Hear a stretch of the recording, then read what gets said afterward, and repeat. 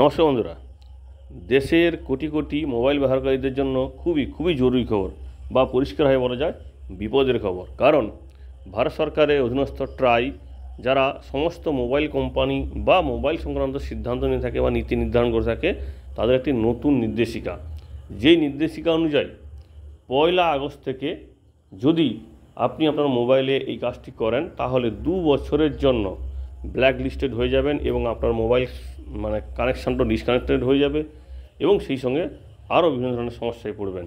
তো দেখে নিই কী কথা বলা হয়েছে বা কী কারণে বা কী কাজের কথা বলা হয়েছে বা এখান থেকে কী শর্তের কথা বলা হয়েছে। এখানে দেখুন, এই একটা বিজ্ঞপ্তি প্রকাশ করেছে ট্রাইয়ের পক্ষ থেকে, telecom regulatory authority of India. তারা একটি নতুন নির্দেশিকা দিয়েছে সমস্ত কোম্পানি, এয়ারটেল, হুই বা যেটাকে এখন আগে বলা হতো ভোডাফোন, বা তারপরে আসছে বিএসএনএল, জিও বা এইরকম টাটা, যা আছে সমস্ত কোম্পানির যে টেলিকম প্রোভাইডার তাদের জন্য এই বিজ্ঞপ্তিটি এই যে এবার থেকে 2 বছরের জন্য কোনো ব্যক্তিকে বা ব্যক্তির নাম্বারকে ব্ল্যাক লিস্টেড করা হবে। কী কারণে? যদি দেখা যায় ট্রাইয়ের মতে ওই ব্যক্তি তার মোবাইল ফোনটি নিয়ে কোনো টেলিমার্কেটিং বা কোনো অপপ্রচার করার যে উদ্দেশ্যে ব্যবহার করছে, তো সেক্ষেত্রে তার নাম্বারটিকে 2 বছরের জন্য কালো তালিকাভুক্ত করা হবে। আর্থিক জালিয়াতিও করা হচ্ছে। আপনারা জানেন যে মোবাইল ফোনের মাধ্যমে বিভিন্ন ধরনের কল করা হয়, বিশেষ করে প্রবীণদের টার্গেট করা হয়। তো সেক্ষেত্রে আর্থিক জালিয়াতি প্রতিরোধে সহায়তা করার জন্য সরকার একটি নির্দিষ্ট নম্বরের সিরিজও কিন্তু শুরু করেছিল 160 দিয়ে, কিন্তু সেটা সেই অর্থে কার্যকরী হয়নি। তাই এই নতুন সিদ্ধান্ত, এবং এই সিদ্ধান্তটা অবশ্যই কঠোর সিদ্ধান্ত বলা যায়। এখানে বলা হয়েছে আরও নতুন নিয়মে যেটা বলা হয়েছে যে ট্রাই স্পষ্ট করেছে প্রতারণা বা স্প্যাম কলের সঙ্গে জড়িত হলে তার বিরুদ্ধে কঠোর ব্যবস্থা নেওয়া হবে। এবং এটি স্প্যাম বা যেটাকে বলা হচ্ছে জাল কল, সেই রকম যদি কিছু হয়, ট্রাই বলে দিয়েছে সমস্ত কোম্পানিগুলিকে এটা কোনোভাবে সহ্য করা যাবে না। সুতরাং প্রচারমূলক কলের জন্য তাদের যে কোনো নাম্বার ব্যবহার করার আগে সতর্ক হয়ে থাকতে বলেছে। ধরুন আপনি কোনো কিছু আপনার মোবাইল ফোন থেকে কোনো কিছু প্রচার করছেন, কোনো টেলিমার্কেটিং করছেন বা কোনো কিছু অপপ্রচার করছেন, যেটা সমাজের পক্ষে ক্ষতিকারক, সেই রকম হলেও কিন্তু আপনার জন্য এই পরিণতি থাকবে।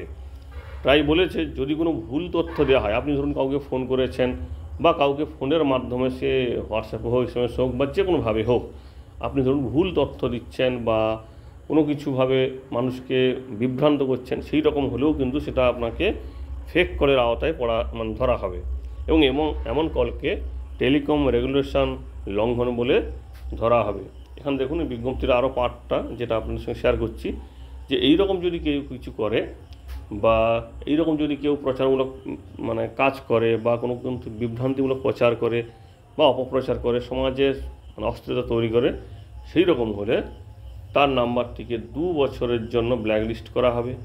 তো স্বাভাবিকভাবে অনেকে হয়তো ভাববেন যে আমাকে এই কোম্পানি ব্ল্যাকলিস্ট করছে, অন্য কোম্পানিতে না। ওই যে ব্ল্যাকলিস্ট করা হলো, ওই ব্যক্তিকে ব্যক্তির যে তথ্য বা নাম্বারটি সমস্ত কোম্পানির সঙ্গে শেয়ার করা হবে এবং সেটা হবে প্রত্যেক মাসের 1 তারিখ এবং 16 তারিখ। স্বাভাবিকভাবে 1 আগস্ট থেকে কিন্তু এই নতুন নিয়মটা লাগু হয়ে যাচ্ছে। তো স্বাভাবিকভাবে আপনাকে কিন্তু খেয়াল রাখতে হবে যে এই কাজগুলি যেন কোনোভাবে আপনার মোবাইল থেকে না হয়। এবং এখানে বলা হয়েছে ওই 2 বছর তাকে কিন্তু অন্য কোনো কোম্পানি অর্থাৎ মোবাইল প্রোভাইডার কোনোভাবে তাকে কানেকশান দিতে পারবে না। এবং এখানটায় আরও সেই সঙ্গে বলা হয়েছে এই যদি কেউ এইরকম কিছু কাজ করে থাকে 7 দিনের মধ্যে সেই রিপোর্ট কিন্তু ট্রাইয়ের কাছে পাঠাতে হবে। অর্থাৎ আপনাকে কিন্তু এই বিষয়ে অনেক সতর্ক থাকতে হবে যে আপনার মোবাইল নাম্বারটি নিয়ে যেন কেউ কিছু অপকর্ম না করতে পারে। কারণ আপনারা জানেন যে এখন বেশিরভাগ নাম্বার আধার কানেক্টেড, সুতরাং আপনার নাম্বার ব্যবহার করে কেউ কিছু করলে সেক্ষেত্রে আপনি কিন্তু সমস্যায় পড়বেন। আপনি ভাবছেন যে আমার একটা নাম্বার ব্ল্যাকলিস্ট হচ্ছে, অন্যটি চালবে না, তা কিন্তু নয়। আপনার আধার নাম্বার অনুযায়ী কিন্তু সবই কিন্তু ব্ল্যাকলিস্ট হয়ে গেলে আপনি তখন সমস্যায় পড়বেন।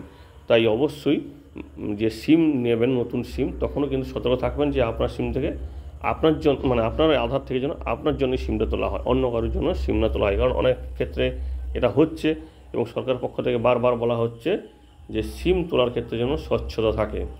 তাই অবশ্যই খেয়াল রাখবেন আপনার নাম্বারটি যেন সুরক্ষিত থাকে, না হলে এখন কিন্তু আপনি সমস্যায় পড়বেন। কারণ আপনি জানেন যে এখন মোবাইল নাম্বার না থাকলে না আপনি আধার ব্যবহার করতে পারবেন, না কোনো ব্যাংকিং কাজ করতে পারবেন, আর সমস্ত জায়গাতে কিন্তু ওটিপি আসবে এই মোবাইলের মাধ্যমে। সুতরাং সমস্ত কিছু চালু রাখতে হলে আপনাকে আপনার মোবাইল ফোন থেকে এই কাজগুলি করা যাবে না, অর্থাৎ কাউকে অপপ্রচার করা যাবে না, বিভ্রান্তিমূলক প্রচার করা যাবে না, বা কোনো টেলিমার্কেটিং করা যাবে না। আশা করি খবরটি আপনারা সবার সঙ্গে শেয়ার করবেন, যাতে সবারই ফোন নাম্বার তাদের কাছে সুরক্ষিত থাকে। ধন্যবাদ।